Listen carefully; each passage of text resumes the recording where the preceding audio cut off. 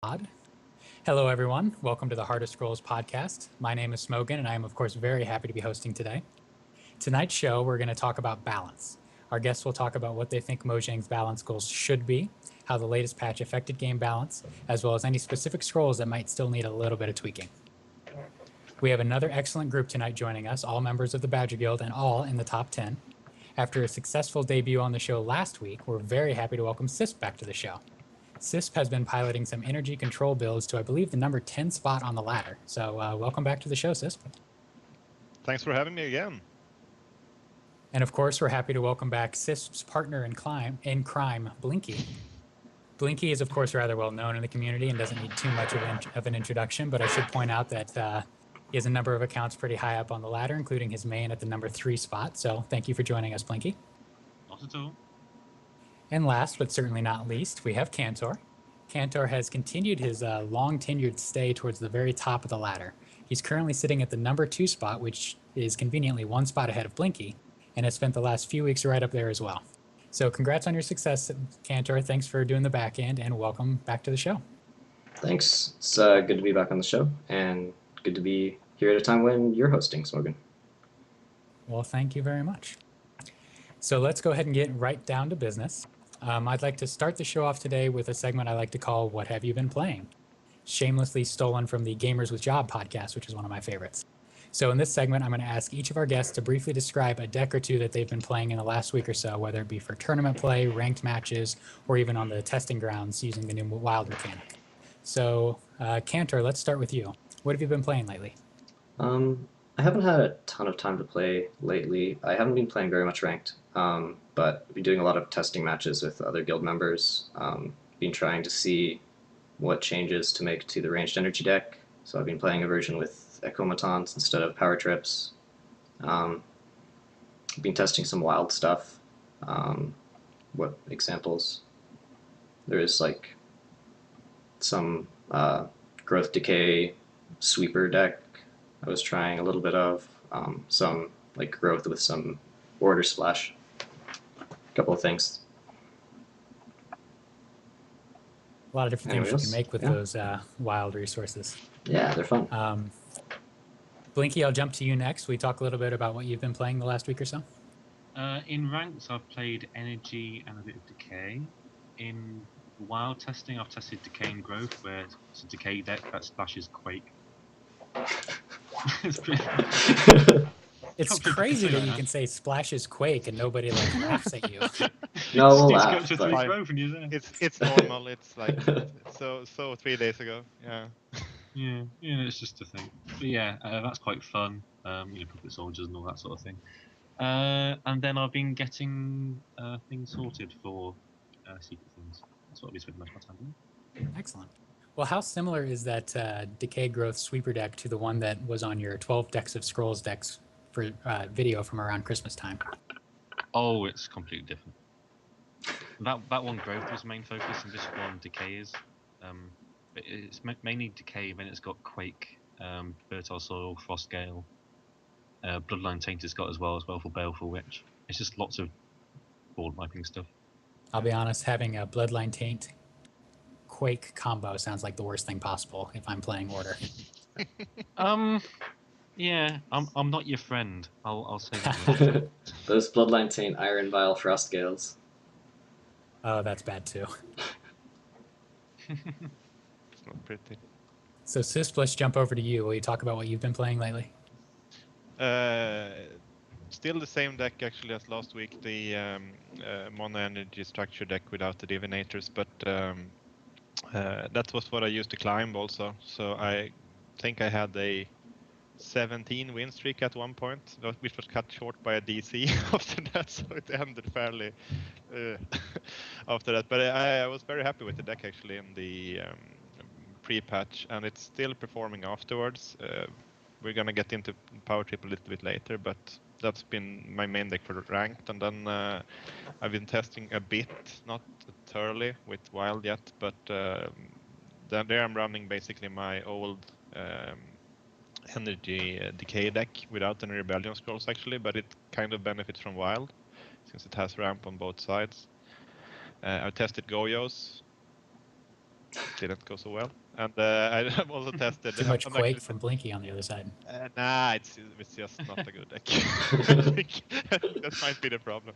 But I also tested actually the energy structure and actually splashing for putting in dark strikes and siphons in that one as well, just so you can get dark strike something, sack for a second for one wild, and then you can siphon basically for free every time you draw it. So you can ramp for very cheap. So now the deck has 9 energy ramp cards, I think. The With Ekomaton and Chant and Siphon. Yeah, I think it's 9. So that's a lot of energy, and energy likes energy. Lots of energy. More energy. that's a good point. Just have to Energy, splash energy. efficiency Here now, and first, you've got them folks. all. Energy lights energy. Yeah, that could be a thing. Efficiency as well. Yeah. And memorials of color. Yeah. Yeah. Anything. So All of ironic them. that Make the efficiency is whole not deck efficient. be energy generation, really.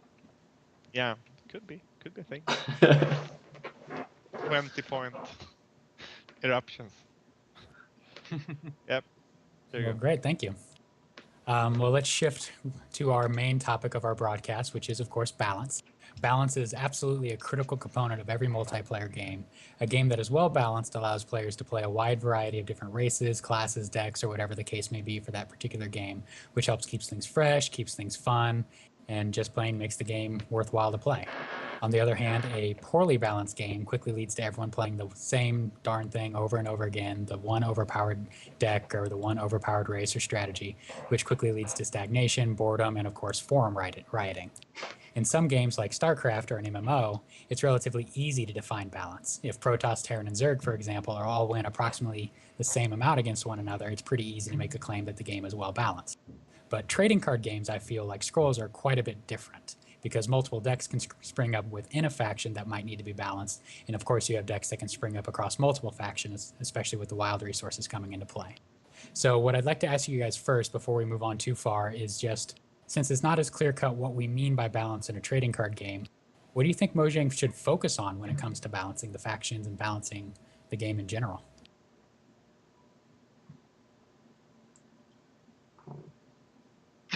To anyone in particular? Who should start up this conversation? Since you, yeah, I suppose I should pass it over. I'll pass it to Cantor. Why not? All right. So we're talking about is this how things should be balanced? What is this like definition of balance? Yeah, trying to get at the definition of what we mean by balance, and since there's kind of a number of different routes a trading card game can take, where would you like to see Mojang focus when it comes to balance? Okay. I think that some balance complaints sometimes talk about like things getting too rock paper scissors, which I think from the very beginning, since it is a trading card game, it's following in the roots of like other trading card games, where decks can counter one another and that can still be considered balanced. So I think that's fine. I think for this game, as long as I think it'll be okay if there's like maybe like 3 or 4 decks that are played like in the top 10, and then a number of other decks, like and then most well designed decks can be played in like the top 100 or so, like judging by the current, like if obviously if there's more people playing, those numbers would widen, since there'd be more people at those skill levels. But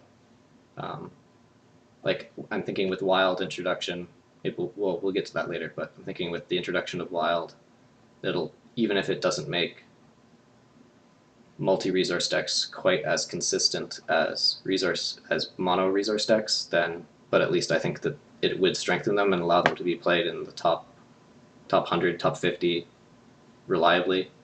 So I think that would be pretty solid from a balance standpoint. Is that fit on topic? That makes a lot of sense.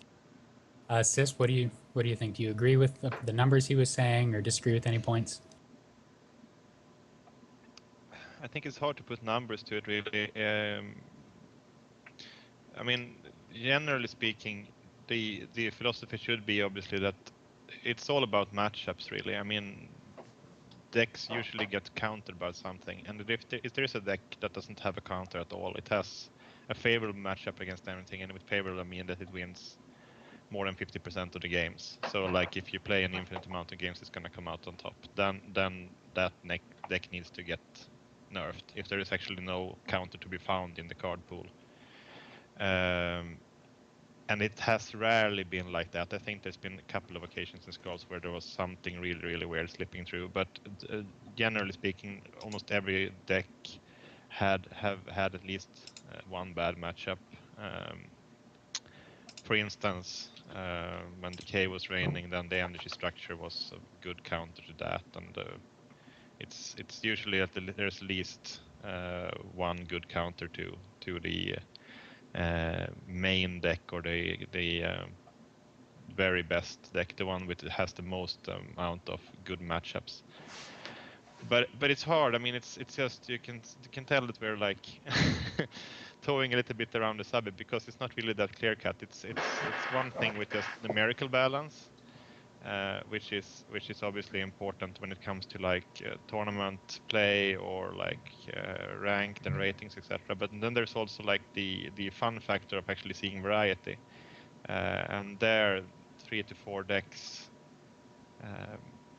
might be a little bit too little, and that's also why I think that it's why multi-resource seems to be a thing, just because there is a little bit hard now to build multiple decks out of each faction. Some factions lend itself to a card pool where you have multiple decks coming out of it a little bit more than others, but the ideal 50 scrolls in like growth or order or something like that, when it comes to beating most other decks, is usually they tend to streamline at one point, and then someone figures something out that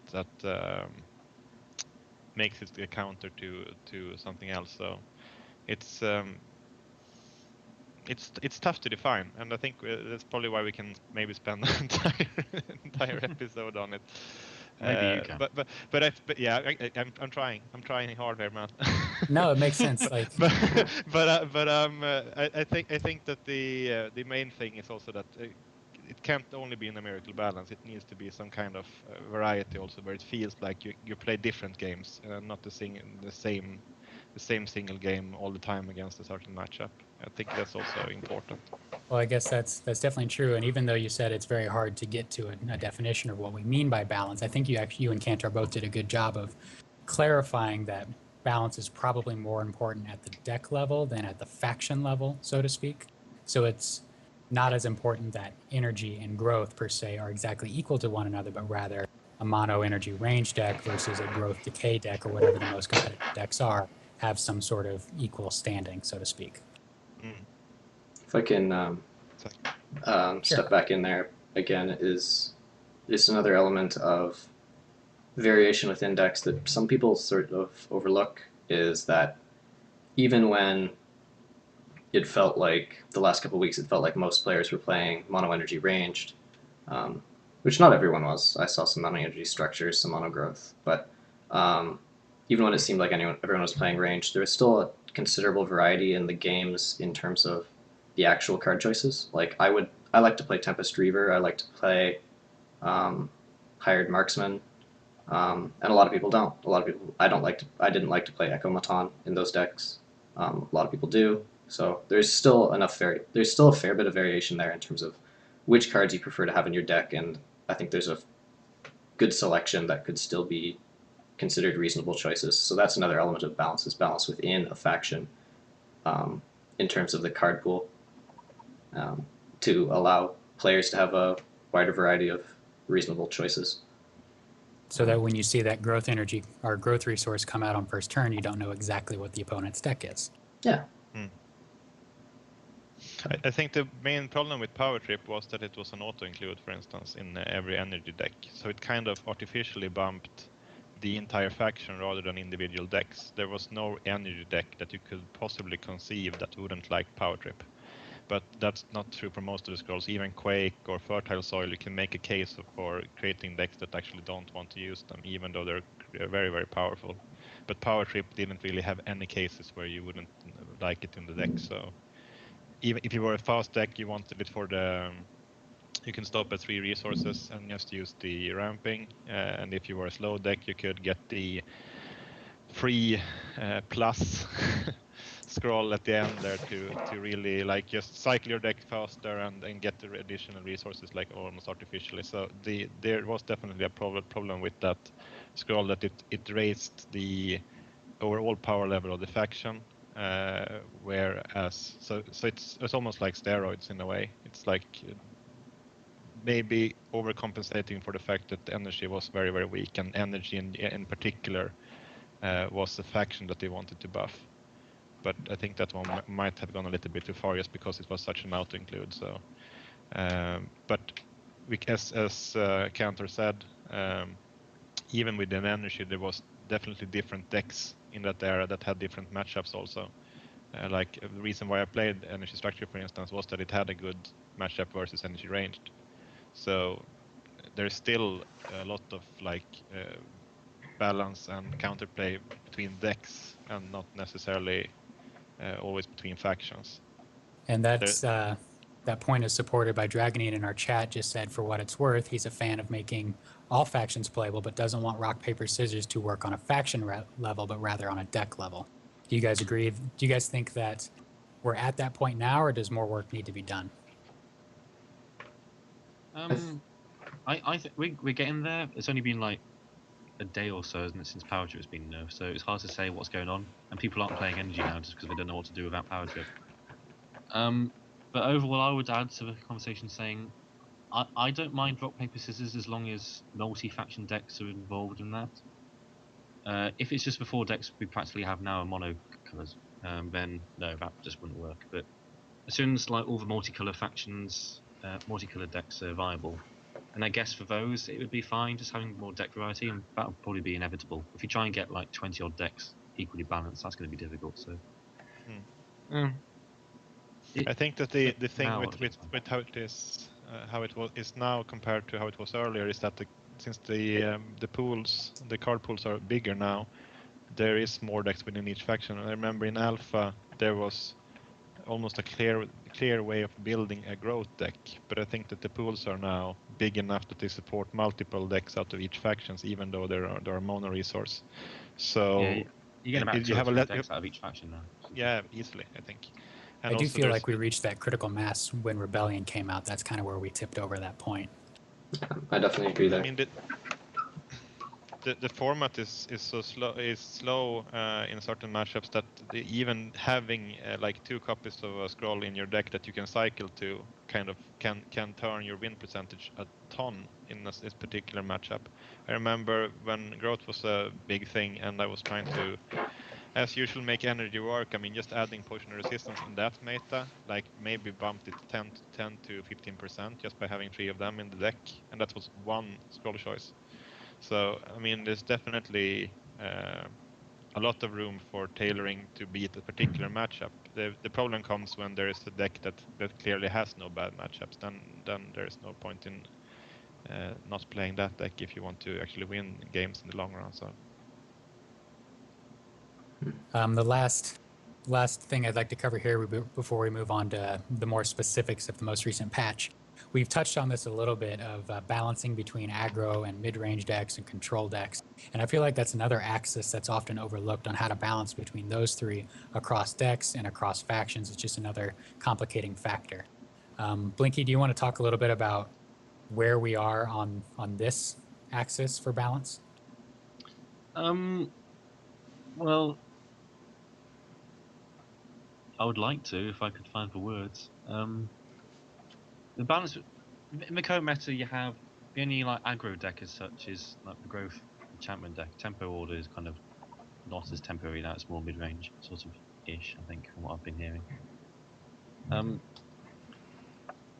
But that seems to be doing okay. But I think to make there needs to be more sort of just cheaper aggressive scrolls introduced for those type of decks to be built. Mid-range is natural for just a scrolls deck. Proper late game sort of control decks don't really exist anymore. There used to be only really one. and that was mono order with mangonels, I would say. But now with all sorts of mid-range, especially Decay, that's all just like normal play with your best creatures and control the board sort of type. So but there's got to be balance when cards are introduced, because if you suddenly introduce a 2/1 1-for-1, I think that'll be good for an aggro deck, but then it'd also be good for any other deck. That would That's a also great go straight. point. So you got to be careful, really. So designing scrolls for a certain type of build of a deck is needed, but it's also got to be, only good for that type of way of building a deck, I would say, whatever the word is, if you know what I mean. I think I know what I mean. No, that makes sense. I put you on the spot, and you did a great job with that setup. Cisper Cantor, do either of you have anything to throw in there before I move on? Yeah.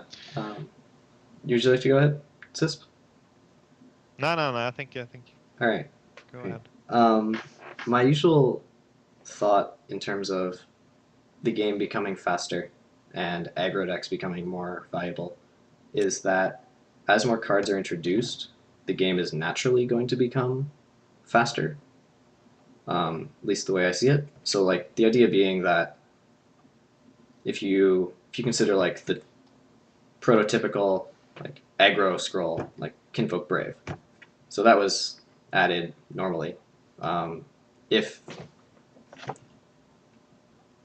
we say that that's the strongest, I'm not sure if it is, but if we say for the sake of argument that that's the strongest aggro scroll in the past 5 sets, then there's like 13.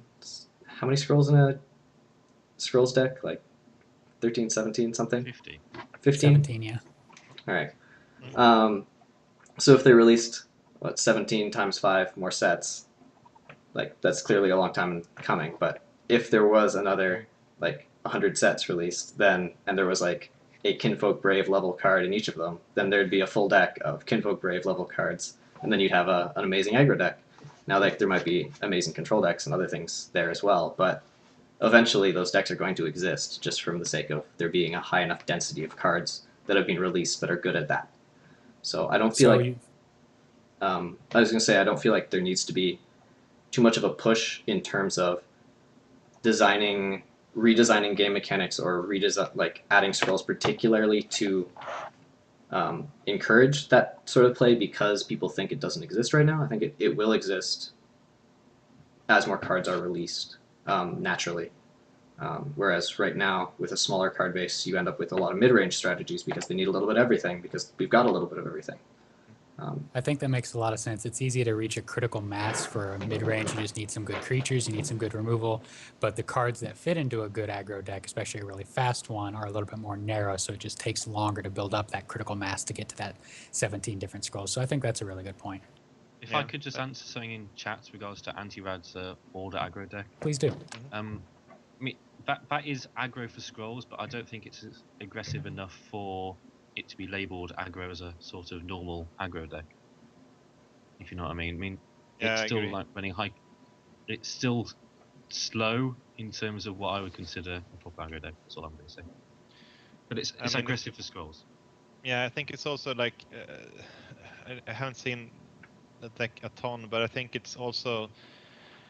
I mean, it's still very much trying to play a tempo game. It's just that it's much faster to establish board control because you can't really ignore the creatures in that deck either. It's not fast enough to just ignore what the opponent is doing, and then that's like from last time, for instance, that was my definition of aggro, that you actually try to end the game so quickly that the opponent's plan doesn't really take off, and it's really hard for that deck, I think, to completely ignore what the opponent is trying to doing. It's much faster than a lot of other order builds or a lot of other decks. It seems almost like it's captain before nerf fast, I think. So it's getting there, but it's not ignoring structures in the same way. I remember those decks used to some of them played Quarter Bane and stuff like that, which is clearly aggro scrolls, and that one doesn't really have that. It just has a lot of good cheap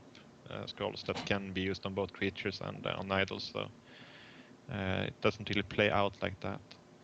but I had one more point also with in terms of increasing the card pool and allowing for more decks. And the thing is that with increased card pool, I mean, I usually tend to see my decks as tools, and the thing with the stable metagame is that you can try to play the metagame by figuring out what the matchups that you actually see often on the ladder is and try to beat those. And then, for instance, if I see that, okay, I want to beat mono energy ranged, for instance, and then I see, okay, I have a good matchup, for instance, with my energy decay deck.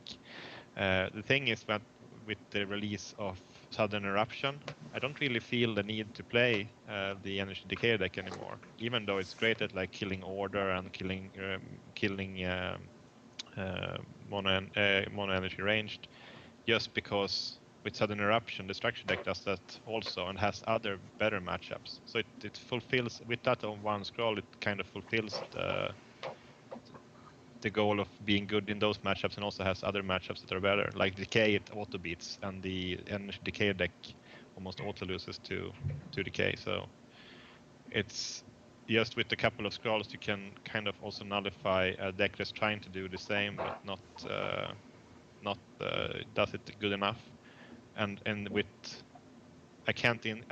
even though it's an energy decay deck, I can't incorporate Sudden Eruption into that one, because if I want that to work properly, I probably want to run power trips and be pretty deep in energy.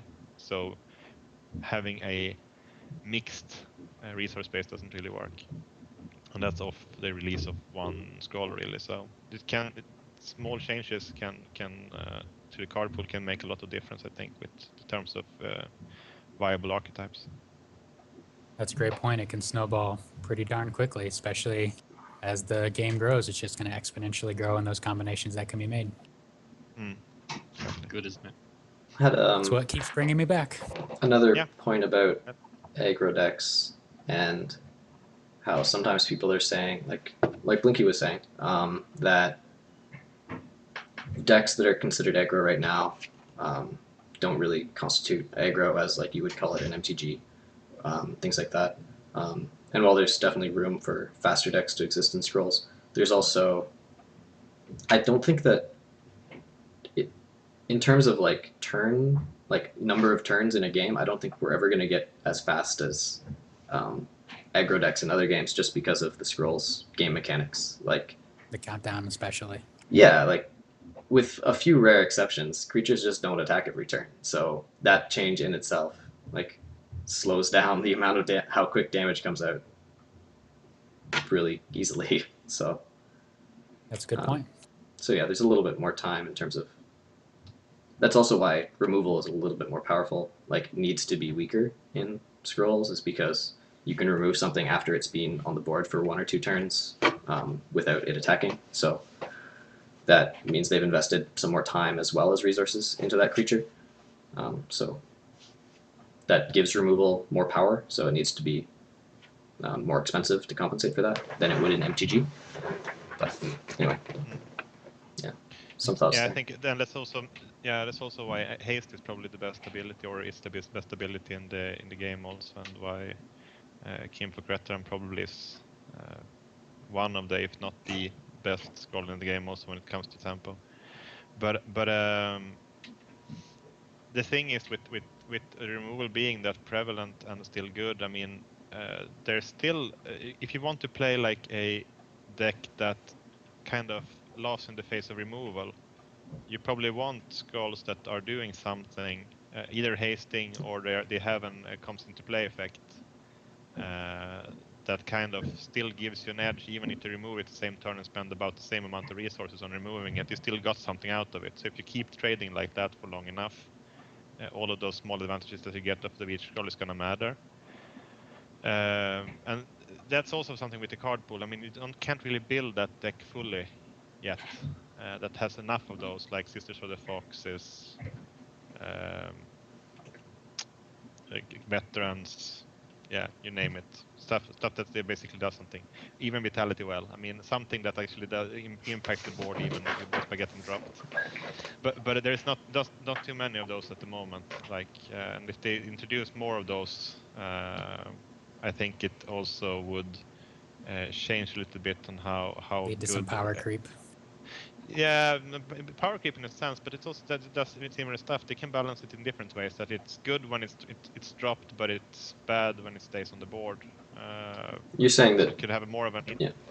You're saying that those loading sort of the introductions would weaken removal. Yeah, I mean it's definitely then if you only, the thing is that with removal being so expensive usually, then you can trade pretty equally with the opponent and still get an edge out of each trade. The ones that's dropping the extra threats are so, but it's I don't think that it's necessarily a problem that removal decks are very efficient at the moment. I think it's more of a problem maybe with a couple of key scrolls being very efficient at removing stuff when they're then they remove stuff very efficiently in resources as well. I mean, Burn, for instance, isn't terribly efficient at removing stuff, but Sudden Eruption can easily counter an entire board worth of resources. So I mean, it's a couple of the key scrolls that are like making up for the other ones. The other ones are just staying on parity, and then you have the board wipe or something like that that actually pulls you ahead instead when it turns of how many resources of the opponent spent on playing those things and how much he spent on removing them. So it's interesting. I think it's gonna be different if they add more stuff like that. It's gonna be change the meta a bit also. And then one more question I got from the chat that I'd like to ask before we move on to the patch. I know I've already said that already, but for serious this time. Can one of you give an example of what kind of aggro scroll would be particularly effective at making a really fast, like turn 8, turn 9 win deck more viable? What kind of scroll would you design if you wanted to make that happen? Direct idle damage, maybe. More aggressive, cheaper scrolls with lower health, more attack, low countdown. That's always a good thing. So something like just a 1/1 2-for-1. That would be great. Just more 1-drops, more 2-drops. They all add up in the long run. Just things. That's what we want. We want things. It's more little dudes that attack quickly and powerfully. Yeah, things that work together. You know, like if such and such is next to each other, gets +1 attack. You know, that sort of thing. So you clump your guys together. They get buffed up. Yay! Then late game removal is strong against it. So it's like, oh crap, it's not too good. Yeah, you can also do the MTD variety. At least when it started, they had all of the cheaper stuff. If it got a lot of power and could end the game quickly, it always had a huge drawback as well. Like Jackal Pup, for instance, if to take one. I mean, then it was a 2/1 for one. Can't remember what it's called. One red. There you go. Yeah, there you go. There you go. But it dealt the damage to the one controlling it according to how much damage it got dealt. So it was fairly atrocious in the long games. But I mean, it came out fast out of the gates. And if they design more early game scrolls with the drawback, that's gonna hurt in the end game, but it's fine for the early game. I mean, the entire thing with aggro is that it counts on if it can't win fast, it's gonna lose anyways. So then the drawbacks actually matter a bit less. Then you can really tailor those scrolls to mostly fit into aggro decks and maybe not have that problem that Blinky mentioned with good aggro scrolls fitting into every deck.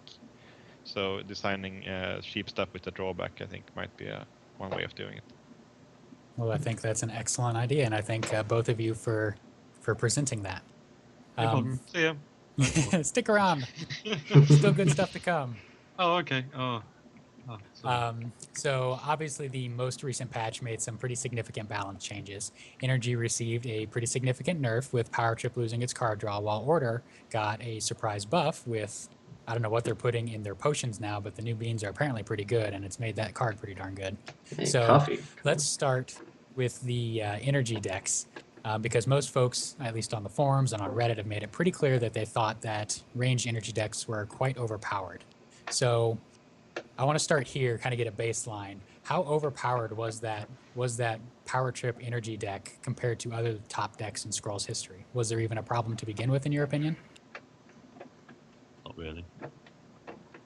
It'd only been live for about a week. Hadn't given time for people to really test out many ideas, but it was a strong score. It didn't have too much of a downside. But the deck itself it is nowhere near as, you know, nowhere near as on top as I would say other decks have been in the past. I'll put it that way.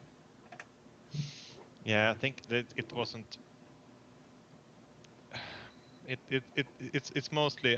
Think it was mostly Power Trip though that was artificially inflating it a little bit. It certainly had bad matchups as well. There wasn't just a ton of them, and there was probably not enough time for them to be found either. But I think that the main issue was really that Power Trip was such a shot in the arm there for the entire faction that it kind of hid the true strength of the energy deck a little bit. It's going to be easier to judge how good the range deck in itself is now that Power Trip has been changed, at least, because and everyone is trying to figure out if they're still gonna use Power Trip or not. Here is in probably the same bind as I am. It's really tough to actually decide now, and I prefer that to the old Power Trip. I should say also, which was a no brain include in every energy deck. It's always good to have choices in deck building than rather than you feel that you absolutely need to put in the scroll. There's no logical argument against it, and then you're actually shrinking your design space down to 47 scrolls instead. I mean, imagine if we had like 3-4 of those scrolls in each faction. There was no argument made for them. Then you would be down to much fewer choices when it came to deck building. So I think it's gonna be easier to see now that Power Trip is gone if the range deck is good enough, and it seems to be doing pretty well still, I think. Would you say that deck's pretty well in line with some of the other top decks out there, or is it maybe it's still a little too strong? I mean, I played it. I played Mono Energy ranged when it was really not so good back in 4 or 5 months ago, maybe. And I mean, it still had good matchups. It wasn't just the right matchups, I think. It's always with the meta. I mean, if you have a prevalent deck that's doing fairly well and you have something that's beating everything else but not that one, it's even when you play enough, you might not win enough to actually carry up the rating anyway. So the line always went, it's good, but then growth comes along, isn't it? Yeah, can't ignore the elephant in the room really if you want to. I mean, then you have to have like 90% win rates against all the other decks. So it's going to be interesting to see what the meta shapes up to be. It's very early to tell still. Yeah. All right. I was talking about Mono Energy. Yeah, Mono Energy was still losing to Mono Growth a lot in our testing before the nerfs within the guild. And there was a few things in terms of, I don't think that it was necessarily, the lighting balance on this camera is going crazy. Anyway, I don't think that the deck was necessarily stronger than other top decks in the past, but that doesn't mean that it didn't need a little toning down.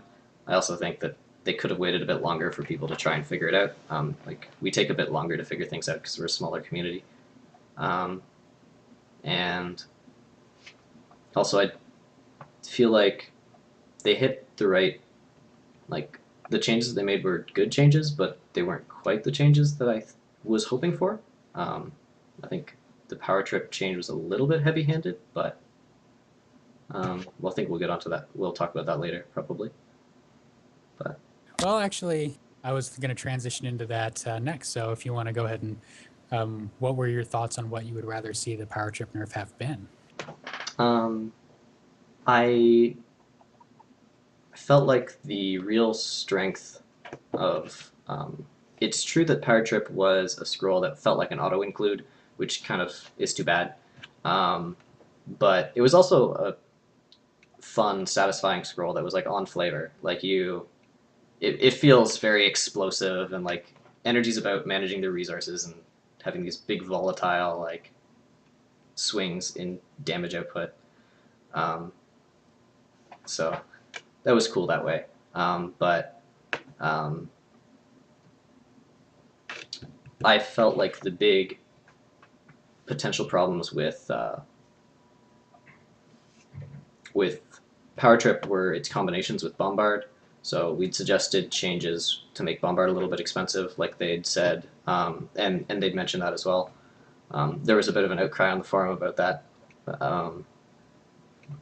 but so I think it might have been nice to tone down Bombard a little bit and Power Trip a little bit instead of just hitting one of them on the head really hard, because then that way they're both scrolls that people want to put in their decks, but the whole combo gets down a little bit instead of one of them getting hit hard enough that you're like, well, I don't really want to put this one in my deck at all anymore, but Bombard is still amazing. So I was thinking something along the lines of Bombard, it costs 4, but only affects your side, so that's like a nerf, but a little bit of a buff to make you feel better about it. And then a change that I had in mind for Power Trip. There were a lot of people who had mentioned things where it has a downside on your next turn. They've commented on the forums that they can't do that because of the current implementation, but that's an option if they change the implementation slightly.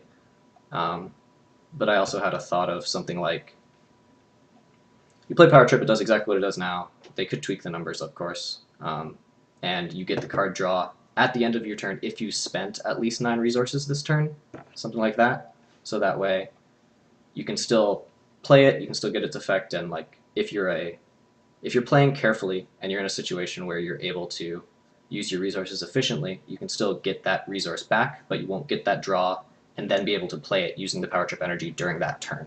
So that would be a nerf without severely limiting the value, like the card efficiency of the scroll. It's just one option. Yeah. Sisper Blinky, do you want to weigh in on whether or not that was the right change that they did, or if you would rather them go after Bombard rather than Power Trip, or a different change or anything like that? Right change, leave Bombard alone. Yeah, actually, I think I'm gonna use a few more words than Blink there, because I'm not as smart that I can put it in those. He's a man of few words.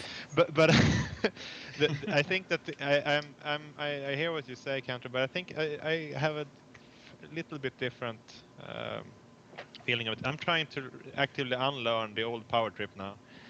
Because I think it's just best we forget that one, because that one probably is not a good idea to have in the game at all. So let's look at what we have now instead. And if we think that we forget that it ever drew the scroll, and we look at what we have now, in what decks does it fit and what matchup does it use? Does it get used? I mean, I think that in my opinion, it works still in the growth matchup, just because you can drop that turn 5 Thea behind the blocker, and they have a really hard time removing that. And that's enough to carry you through the scroll loss there. And also it's really good because if you have eruption, then a Power Trip there is actually the equivalent of 3 sparks for 0 resources. So still a good combo. So in the growth matchup, it does a ton of work. It seems pretty bad in the mirror, I have to say. It's just because you tend to trade 1-to-1 a lot, and you need a fairly big hand for it to factor into Bombard plays as well. So it's going to be a little bit later, and it's a bit risky to use it that early. That's at least what I've seen so far in testing. I mean, it's just been a few days, so I might be completely off on this, but that's what it feels to me. So it depends on what matchup I want to hit. I mean, if my deck is strong enough against growth with the rest of the scrolls, maybe I don't need Power Trip. But if that's the bad matchup, I think that's when I keep it in. And now I have a choice. You see that there's like a processor here. I mean, the old one was like auto include, and I didn't like that. I mean, I don't like to be forced by Mojang to play a scroll. I want to make my own choice there. So I kind of prefer it. And I mean, Bombard is masked by the fact that Power Trip was just so ridiculous before. I mean, we don't really know. It's been like that forever, and I don't necessarily think that the critical mass was reached with the new stuff. I mean, if you look at what actually the range scrolls that you actually put into Rebellion, it's not a ton of them. I mean, it's like a couple of them that might be good. People thought that Hired Marksman was pretty good with Bombard. I still believe that it's not an important scroll with Bombard. I think that you can use Boom Reaver in the same way. It's cheaper and it doesn't require Bombard to be good. And it's the same thing with. I mean, what other range creatures do you have in there? It's maybe Higher Smuggler, but that seems to be a problem scroll in itself, maybe, just because it doesn't fit the ideas that they have for the faction. So I don't think that it gained a ton apart from Power Trip, and it just completely locked into everything else that the deck was trying to do with big turns. So it's gonna be easier now to see if Bombard is in the right place at 3 resources, because I mean it definitely has problems. It enables Oblivion Seekers. Is a nightmare when you play Bombard because you don't want to kill them, but you enable them to attack a lot, and I mean you don't have a lot of health or healing so in energy, so they're actually quite troublesome with Bombard. And it's the same thing with like enabling Curse Mongers, enabling Witch Doctors. In the mirror, it's very weird when it's a locked board state. So there's still definitely issues with the scroll that the rallying, for instance, doesn't have. So I'm pretty sure it might be fine at 3 actually. I don't think there's that critical mass that people were so worried about that was reached there. I mean, it's there's a few. I mean, in the good ones, I think there was only a few scrolls added that was ranged, and that was mostly Higher Smuggler. So I think it might be fine. So Carnalizer, I feel like I need to warn you. I'm reading the chat, and Carnalizer is now threatening to require you to include at least 3 Wicked Beings in all of your decks through the code of the game. What the heck would you do with that? Second.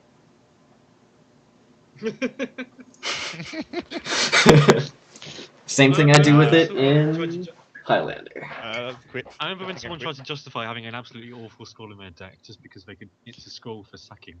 That's a mentally weak decision, if I've ever heard one. It works with. It's in the deck so I can sack it.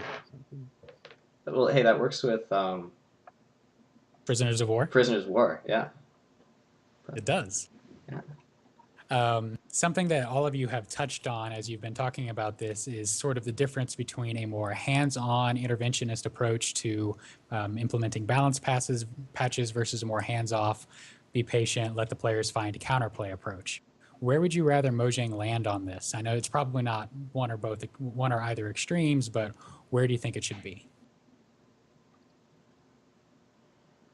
Perhaps Blinky, I'll start with you if that's all right. I'm just trying to think. The advantage with scrolls, I guess, is that it's digital, so you can change things instead of having to ban things. I would rather they be as patient as they usually are, and just wait to see how things go, which is what they usually do. They're sensible people, apart from one of them. But I'm not going to say about this. Other thoughts? Too many. If I can butt in a little bit, there's some people in the chat mentioning that they are like the stream's dying for them. So if no, it's just Mons because just Mons. He's in an airport. Yeah, it's the same thing with. All right, I just wanted to check if I was doing something wrong. Yeah. That's all. Just want to make sure that it's just revenge for that 3 Wicked Being Essence Feast locked in my lists. All right. At April Fools, yeah. And DDoSing here, but no, I have nothing. There's only been one instance where I've been really angry at them for a change, and by really angry I mean not angry, just annoyed. Is when Which it one was was on that? the test server a while back. Fleetness came on. It cost 2. Within about 2 hours, everyone said, "Oh, it's overpowered. It's overpowered. It's too strong. It's too strong." Whatever. And we changed it to 3, and that was a bit annoying because I hadn't had time to test it. And now it's back to 2, so I'm happy. Other than that, Didn't maybe that was too reactionary. the Ninja the Rat King as well? I think at one point where they changed the stats of the rats and the cost and everything, like just hours also after it hit. Yeah, I But think it was 3 to start, and they upped it. but I think it might have been a stated one. No, I think don't think it's gonna be has been a lot of like. Rat King did cost 4 when they put it, but they changed it to 3 at the last minute, and then they just decided to change it back. Ah, okay. Yeah, that was it. Yeah, at 3 it was fairly ridiculous. But I think it was the Rats 1-1 then at that point. There was Oh, something maybe. weird with the changing the Beast Rat stats as well at the same time. Anyways, it's like not that important. But it's usually they're fairly good with the decisions. I mean, and with fairly good I mean that they are they kind of tend to wait it out. People give them flack for that, but also people shouldn't bring out the Nerf hammer too fast either. I mean, it's really the things that they need to be extra careful with. I think is the resource producers and the draw spells, because that seems to be an area where they kind of undervalue that and ramping. There's been a couple of occasions where it's like no ID.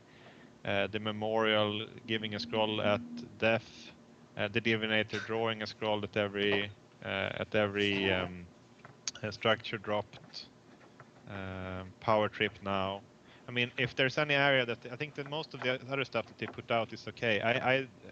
The only thing I really was sad, I think, was with Harvester hitting the live with 6 health. I thought that was completely ridiculous, just because.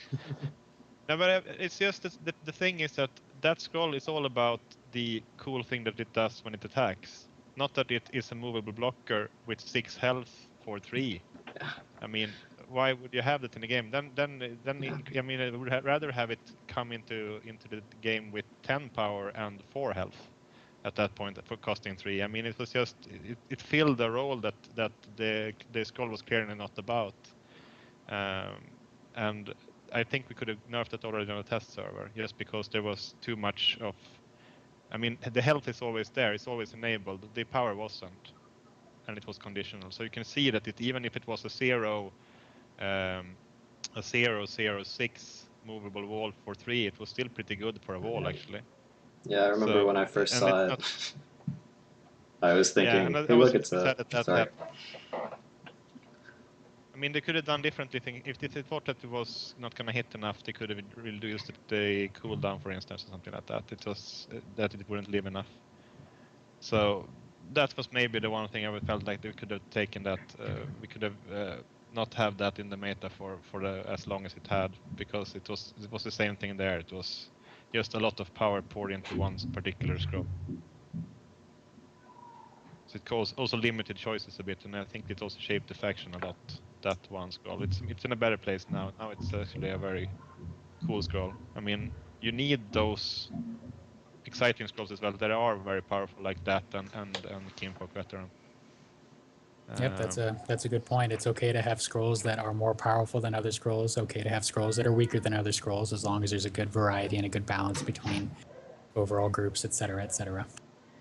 I mean, Kinfolk Veteran actually is I mean, even though it's very, very powerful, and it was even more powerful when it had 4 health, I mean, it was actually it produced good games still. I mean, you had that tension in the game where it's like you're counting on the turn 5, and it's like, how do I play my turns up until that point and need to account for it? I mean, you could say that it's also like boring or angst at that point, and feels like it's tough to play that when you know it's coming. They always seem to have that, the growth players. But on the other hand, you can build decks to counter that. It was definitely counterable in that sense that you can play at the early game up until that point. And it also was swinging the game a little bit more, I think, than most other scrolls. So I'm actually fine with it, even though it's very, very, very, very powerful, just because it produces fairly exciting games. Well, I would be remiss if I let us go to the end of the show without talking about Roasted Bean Potion, which I was asking our guests before the show, has there ever been a scroll that's gone from that weak to that strong overnight? What are some of the examples that you guys could think of? Faith Blessing was one of them. I used to do. It used to cost 2, heal Lidor for 4, and destroy the unit. And then it got changed to sacrifice target creature, deal damage to the row of the sacrificed creature equal to the countdown. So, sacrifice a crossbowman, deal 3 damage to a row. That was pretty powerful. I can't remember any of the others. Yeah, I don't recall, but I can't think of any examples, at least since beta started, where a scroll went from laughing stock to selling for 1,000 quite so quickly. I thought that was pretty enjoyable. Yeah, it's quite funny. I can't think And of of course any it, recent buffs really. But Yeah. Yeah. And of course, it seems to have brought back the order deck that sort of went away when Wings Captain got its nerf. Do you guys think that a tempo order deck is pretty strong right now? Could be somewhat viable with this new change now that it has 3 strong cooldown reduction scrolls with Blessing of Haste and Speed to go with it? I'm a bit wary about. I'll answer the question first. I think it's definitely buffed that a lot, and I have to say I like the design in a vacuum.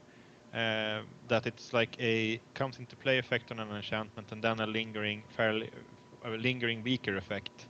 I think they can probably do more of that in design. Just have like a burst of power for the enchantment when it comes out, so it's almost like a spell, and then have some enchantment effect still lingering. That's still interesting in the game. I mean, I think, for instance, what is that called? Elan Vital, the heal 1 per turn. I mean, that's not a major effect, but you could couple it with the comes into play effect also to make it worthwhile to play, for instance. So that could be something that they could use if they want to improve enchantments. What I don't like about it is there's 2 things. One is that I feel like now countdown reduction is going to be very accessible with Wild, since you have both Blessing of Haste and Roasted Beam Potion, and I don't know if that's going to be like a problem with, for instance, balancing Decay, where the lack of countdown reduction is something that is holding the faction in check a little bit. You're now giving me nightmares of 2-move instant cooldown harvesters, and I'm freaking out a little bit. Exactly. Yeah, there's a lot of things that could happen, go very wrong there. I mean, if you can splash also speed more easily with Wild and Tempo Theft, then you have 12 countdown reduction scrolls now in Decay. So could be interesting. And then the other stuff is that if this game ever goes to a point where we are competing with the League of Legends numbers now, which probably has like 300,000 concurrent viewers right now with IEM going on, then I don't really want our players to be casting Roasted Beam Potion. I am sorry, guys, but the flavor is not there for me. I probably something a little bit more serious than that. Like, oh, if you can only draw that Roasted Beam Potion now, it's gonna be perfect. So yeah. Sorry guys, I No, need but to it's, answer my door, so I'll be back in just a moment. Okay. You speak to your door. Okay. Well, I think we're getting pretty close to wrapping up, but the one bit of a question. high note there, Blinky. Yeah. Thank you. Yes, take pride. I make an effort. I'm wasted. We will have to do a tipsy podcast at some point in the future. But last question for the Doing well. 2 of you Anyone that are remaining. How do you think we've touched on a little bit, but how do you think adding the wild resource will affect the job of balance? Is it going to make things significantly harder for Mojang, significantly easier, or what do you think about that? The current set of scrolls, it'll make things a hell of a lot harder. They'd have to rebalance a heck of a lot of things, and try and keep mono resource decks as equally strong. So that'll be tough. Introducing new scrolls, that'll be tough. I mean, things that would cost, say, 2 might have to cost more now. Might have to cost 3 because that is the wild threshold. All odd numbered costed stuff. It's different. I don't know. It's going to be hard. I have to ask mons. I'm certainly not jealous of the task of rebalancing everything should they decide to go fully forward with it. Yeah, but things that cost 2 can cost 1 of a resource in wild. So if it costs 3, you have to then sack again. So that's sort of I don't know. Yeah, that's probably what I like the least about the system is those weird artificial boundaries where like you have the even numbered scrolls. Because the thing is that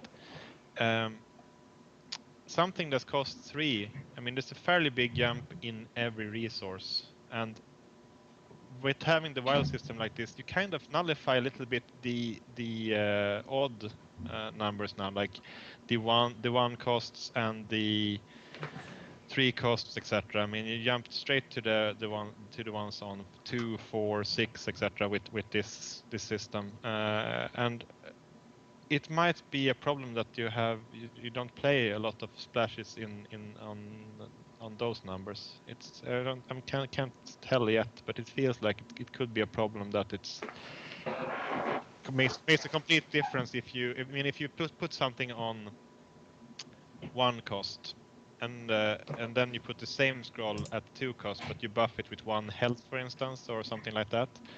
Then in splashes it makes sense to play the more expensive scroll almost always, unless you're playing multiples the same turn of the splash.